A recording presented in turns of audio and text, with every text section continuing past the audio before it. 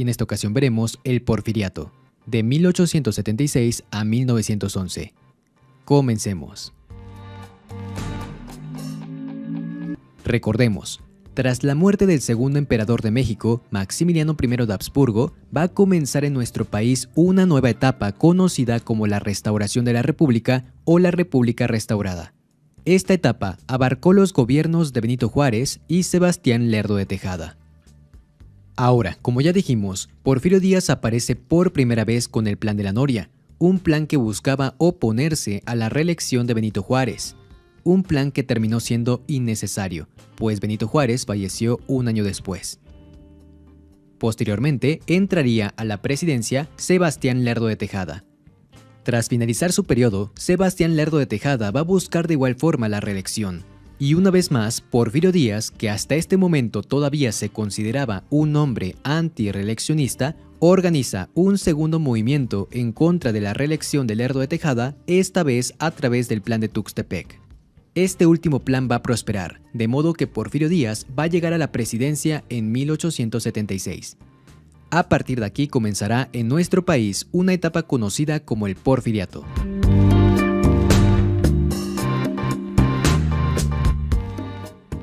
Porfirio Díaz gobernó por 34 años, y esta etapa se divide en dos periodos.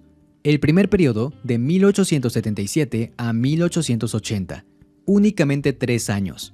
¿Por qué?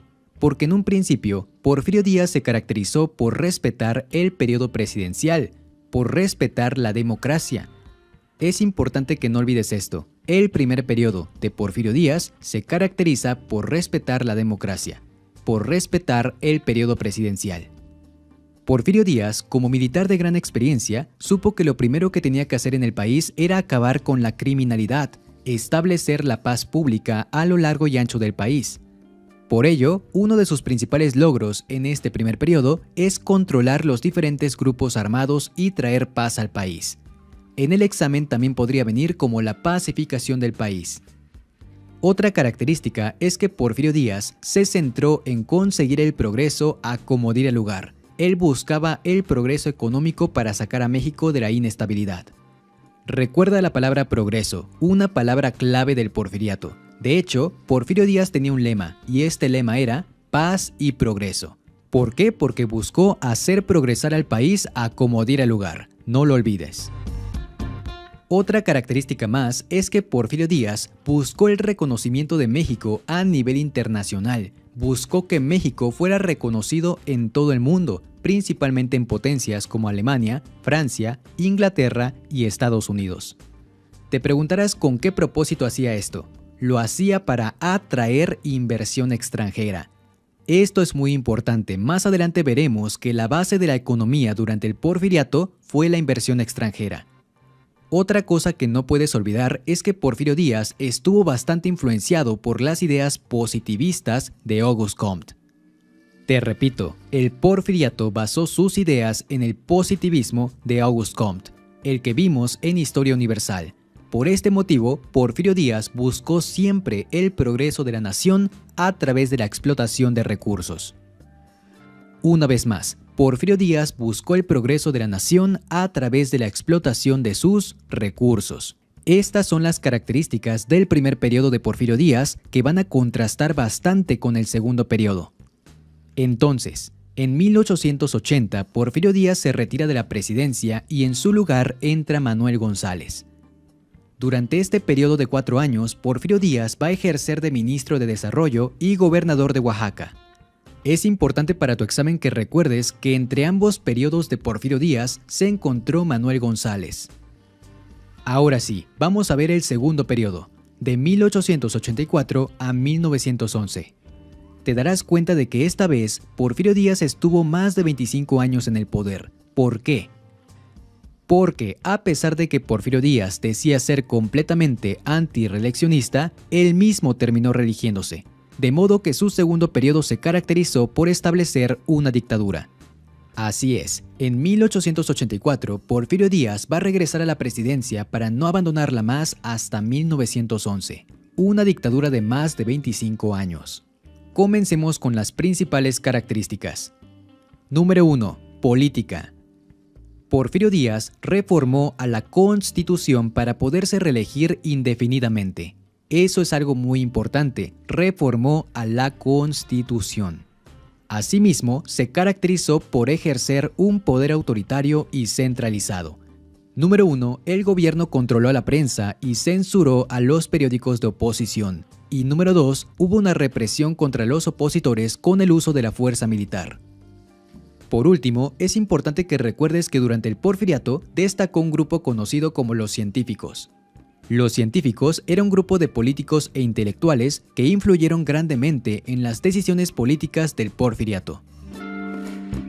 Número 2. Economía. Te pregunto, ¿cuál fue la base de la economía durante el Porfiriato? Como te lo dije al principio, la base de la economía durante el Porfiriato fue la inversión extranjera. No lo olvides. La inversión extranjera hizo posible la industrialización del país. Esto es, la explotación de recursos y el impulso de la minería. Gracias a todo esto, la expansión comercial y mercantil creció a pasos nunca antes vistos en el país. Y por último, por supuesto no podía faltar la construcción de vías férreas y la construcción de ferrocarriles. Un gran acierto del gobierno de Porfirio Díaz. Se construyeron aproximadamente 16.093 kilómetros de vías férreas, lo cual impulsó la economía a pasos agigantados. Número 3. Social. Algo importante es que a pesar de los logros económicos, el Porfiriato se caracterizó por ser un régimen que retrocedió en el ámbito social. La característica principal es que la riqueza se concentró en unos cuantos, por lo tanto, el pueblo se mantuvo en pobreza y miseria. Asimismo, durante el Porfiriato, la desigualdad predominó. No existían las mismas oportunidades para todos. En este caso, el gobierno benefició a las empresas permitiéndoles la explotación laboral de sus obreros. Estamos hablando de que el gobierno permitió jornadas de 12 a 16 horas. Se podría decir que los obreros fueron reducidos a condiciones casi de esclavitud.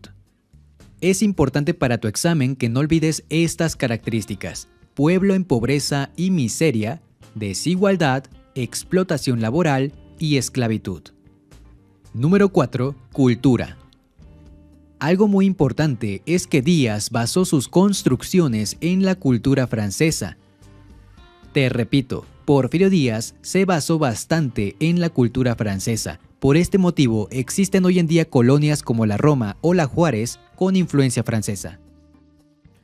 Otro dato para tu examen es que Porfirio Díaz mandó a construir el Palacio de Bellas Artes, uno de los sitios más emblemáticos de nuestro país. Ahora, otra característica para tu examen es que durante el Porfiriato destacó el escritor Ignacio Manuel Altamirano. Y número 2, destacó una revista literaria llamada Azul.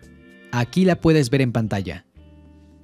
Excelente. Ahora pasemos a educación.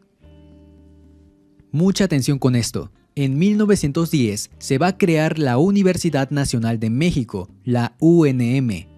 La creación de esta universidad fue una propuesta de Justo Sierra, pero Porfirio Díaz materializó la idea. Entonces, si te preguntan quién propuso la universidad, fue Justo Sierra. Quien la creó fue Porfirio Díaz. Y ojo con esto, si te preguntan quién le dio autonomía, ese fue Emilio Portes Gil en 1929. Con Emilio Portes Gil, la universidad se va a convertir en la Universidad Nacional Autónoma de México que conocemos el día de hoy. Perfecto. Por último, oposición. La antidemocracia de Porfirio Díaz causó una inconformidad en el sector social que lo llevó a la formación de partidos de oposición. El principal partido de oposición fue el Partido Liberal Mexicano.